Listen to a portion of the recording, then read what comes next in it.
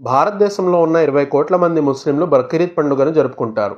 అందులో 10% మందే ఖుర్బానీ ఇచ్చారని అనుకుందాం. ఒక్కొక్క ఖుర్బానీకి అంటే ఒక్కొక్క పొట్టేలుకు కనీసం 10,000 రూపాయలు ఖర్చయింది అనుకోండి. 20 కోట్ల మందిలో 10% అంటే 2 కోట్ల మంది ఖుర్బానీ ఇస్తే ఒక్కొక్క గొర్రె 10,000 కాబట్టి 2 కోట్లు ఇంటూ 10,000 అంటే 20,000 కోట్ల రూపాయలు. ఈ పెద్ద మొత్తం వల్ల కలిగే లాభం ఏ ఎంఎన్సీ కంపెనీకో లేక చైనా కంపెనీకో చేరదు. డైరెక్ట్గా మన దేశ గ్రామీణ ఆర్థిక వ్యవస్థకే ఈ మొత్తం లాభం చేకూరుతుంది. ఇందులో కేవలం మన దేశ రైతులు మాత్రమే ఉంటారు. ఒక రైతు సంవత్సరానికి 10 గొర్రెల్ని మేపాడు అనుకుందాం. 10/2 కోట్లు అంటే ప్రత్యక్షంగా 20 లక్షల కుటుంబాలకు ఆర్థిక చేయూత అందుతోందన్నమాట. అంతేకాదు, ప్రతి గొర్రె యొక్క మాంసం కనీసం 20 మంది పేదలకు పంచబడుతుంది.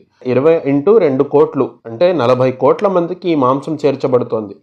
ఇది పంచేటప్పుడు వారి మతం, వర్గం అనే వ్యత్యాసం చూడబడదు కనుక కులమతాలకు అతీతంగా బక్రీద్ రోజున 40 కోట్ల మందికి పరిశుభ్రమైన తాజా మాంసాహారం అందుతోంది.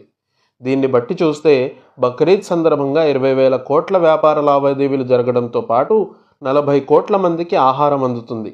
అంతేకాదు 20 లక్షల కుటుంబాలకు ఆర్థిక చేయూత కూడా అందుతోంది. ఈ లెక్కలు అతి తక్కువ నుంచి అతి తక్కువ మాత్రమే.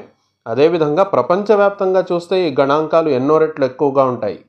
సో బక్రీద్ అనేది ఓ ధార్మిక విధి మాత్రమే కాదు, అనేక కుటుంబాల ఆకలివాదులు, ఆర్థిక అవసరాలు తీర్చే పండుగ కూడా. ఈ వీడియోపై మీ అభిప్రాయం కామెంట్ రాయండి, షేర్ చేయండి.